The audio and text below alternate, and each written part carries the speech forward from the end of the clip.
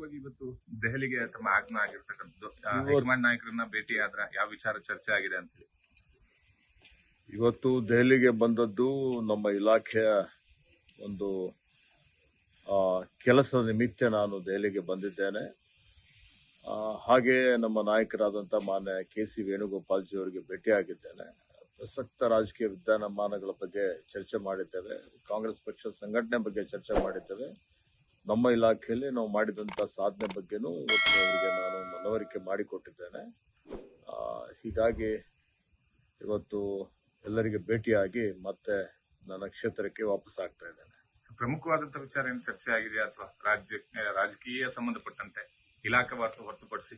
ನೋಡಿ, ರಾಜ್ಯದಲ್ಲಿ ಕಾಂಗ್ರೆಸ್ ಪಕ್ಷದ ಸಾಧನೆಗಳು, ಭಾರತೀಯ ಜನತಾ ಪಕ್ಷ ಯಾವ ರೀತಿಯಲ್ಲಿ ಅವರು ಇವತ್ತು ದ್ವೇಷದ ರಾಜಕೀಯ ಮಾಡ್ತಾ ಇದ್ದಾರೆ, ವಿನಾಕಾರಣ ಆರೋಪ ಮಾಡಿ ಇವತ್ತು ಸುಳ್ಳು ಆರೋಪಗಳನ್ನು ನಮ್ಮ ನಾಯಕರುಗಳ ಮೇಲೆ ಮಾಡುತ್ತಾ ಇವತ್ತು ED CBI ಇವೆಲ್ಲವನ್ನು ದುರುಪಯೋಗ ಮಾಡಿಕೊಳ್ಳುವಂಥ ಕೆಲಸ ಮಾಡ್ತಾ ಇದ್ದಾರೆ.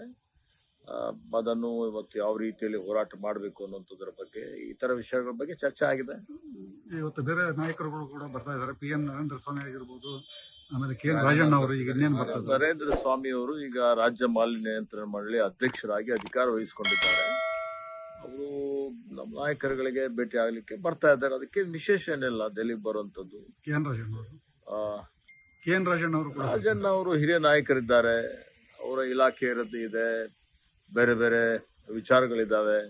ಅವರು ಎಲ್ಲರಿಗೆ ಮುಕ್ತವಾದಂಥ ಅವಕಾಶ ಇದೆ. ಇವತ್ತು ಅವರು ಗಡ್ಕರಿ ಅವ್ರಿಗೆ ಭೇಟಿಯಾಗಿದ್ದಾರೆ. ರಾಷ್ಟ್ರೀಯ ಹೆದ್ದಾರಿಗಳು ಅಪ್ಗ್ರೇಡ್ ಮಾಡುವಂಥದ್ರ ಬಗ್ಗೆನೂ ಚರ್ಚೆ ಮಾಡಿದ್ದಾರೆ. ಇವತ್ತು ರಸ್ತೆಗಳ ಬಗ್ಗೆ, ಸೇತುವೆಗಳ ಬಗ್ಗೆ, ಇತರ ಅಭಿವೃದ್ಧಿ ಪರ ಕೆಲಸ ಕಾರ್ಯಗಳ ಬಗ್ಗೆ ಚರ್ಚೆ ಮಾಡಿದ್ದಾರೆ. ಇವತ್ತು ರಾಜ್ಯಕ್ಕೆ ಕೇಂದ್ರ ಸರ್ಕಾರ ನಿರಂತರವಾಗಿ ಇವೆಲ್ಲ ಅಭಿವೃದ್ಧಿ ಕಾಮಗಳು ನಡೀತದೆ, ಬರ್ತಾರೆ, ಸಹಜವಾಗಿದೆ. ಇದಕ್ಕೇನು ವಿಶೇಷ ಅರ್ಥ ಕಲ್ಪಿಸಿಕೊಳ್ಳುವಂಥದ್ದು ಅವಶ್ಯಕತೆ ಇಲ್ಲ. ಲೇಟೆಸ್ಟ್ ಹಾಗೂ ಇಂಟ್ರೆಸ್ಟಿಂಗ್ ಸುದ್ದಿಗಳಿಗಾಗಿ ಬಾಸ್ ಟಿವಿ ಕನ್ನಡ ಚಾನೆಲ್ನ ಸಬ್ಸ್ಕ್ರೈಬ್ ಮಾಡಿ. ಹಾಗೆಯೇ ಬೆಲ್ ಐಕಾನ್ ಪ್ರೆಸ್ ಮಾಡಿ. ಇದರ ಜೊತೆಗೆ Facebook, Instagram, X ನಲ್ಲೂ ಮಿಸ್ ಮಾಡದೆ ಫಾಲೋ ಮಾಡಿ.